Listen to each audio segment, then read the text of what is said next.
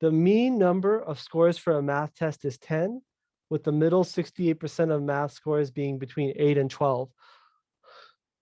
What is the number of math test score at the 22nd percentile?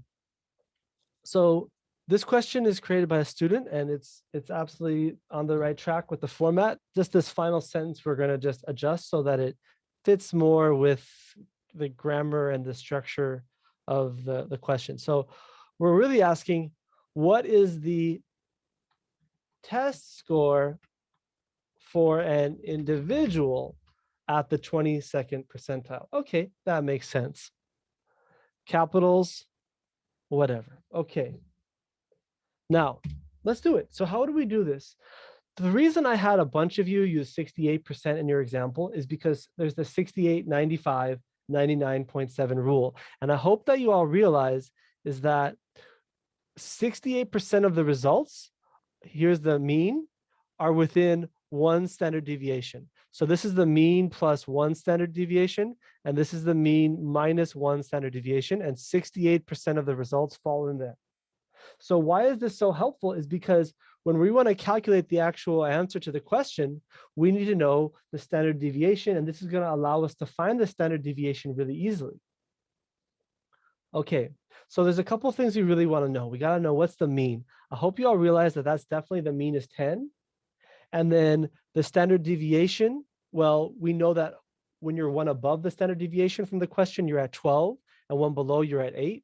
So what we just discovered is that not only is the mean 10, but I hope you all realize the standard deviation is 2, because when you're at 12 or 8, you're 2 away from the standard deviation.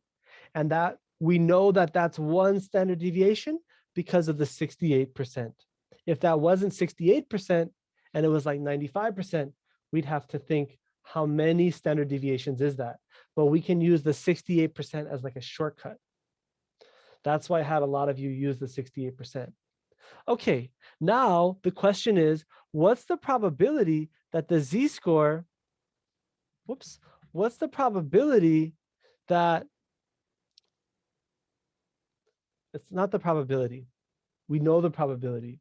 It's 0.22. The question is, what is the test score? So what we're looking for is x is less than what test score to make the probability be 0.22. That's the big thing. We're looking for what is this test score? Now, if I was just going to guess, I would guess it'd be like 8.5 or some lower test score, 7.5, because we're saying, what is the test score for an individual at the 22nd percentile? So in other words, there's a 22% chance of choosing somebody below that test score. What is that test score? Well, when it's written as a test score out of like whatever, 10, 8, 12, it's hard to solve.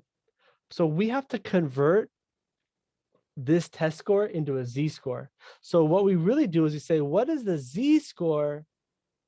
What z-score is at the 22nd percentile?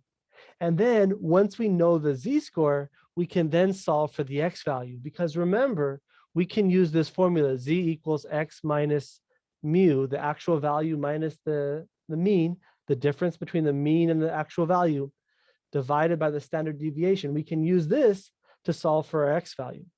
So let's find out what is that z-score.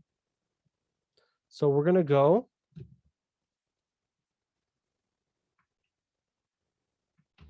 So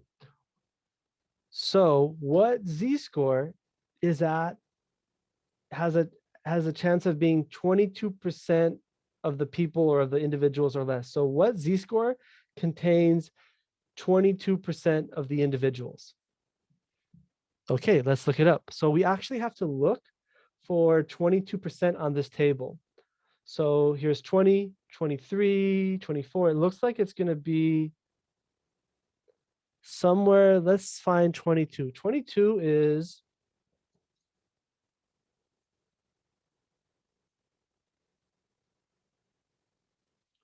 right here. That's good enough. What number is that? This is 8.0,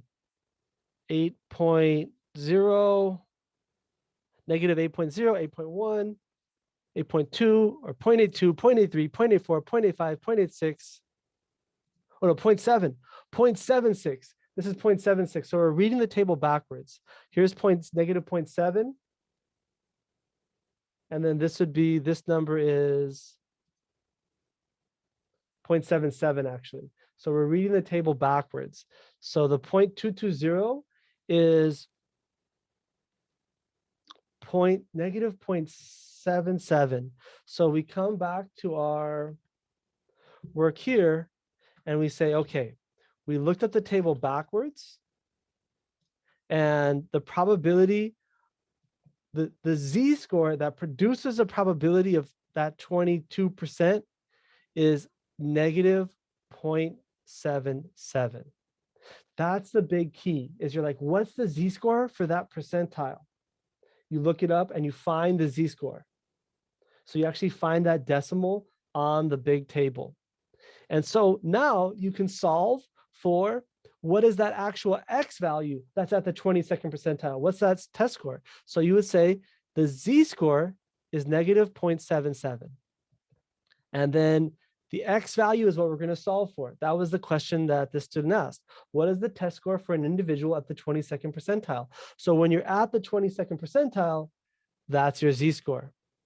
So this is your z-score, and it's going to equal x minus the mean, and the mean was 10, and the standard deviation was 2. So that was why it was so important to do that thinking before. Now we can solve for x.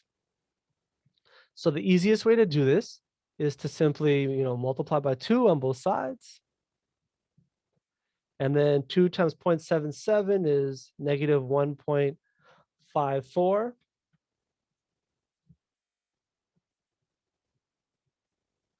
X minus 10. And then you would add 10, of course, on both sides. And when you add 10, I think that's 8.46 equals x. Excellent. So the score of an individual at the 22nd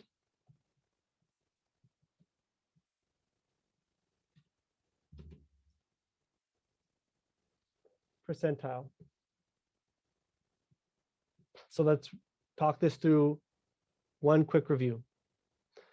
So because we're given the range of 68% from 8 to 12, we know that's one standard deviation width, so, or negative 1 to 1. So that means the standard deviation size is 2. We're looking for the x value at the 22nd percentile. So we actually find the z-score at the 22nd percentile by looking backwards.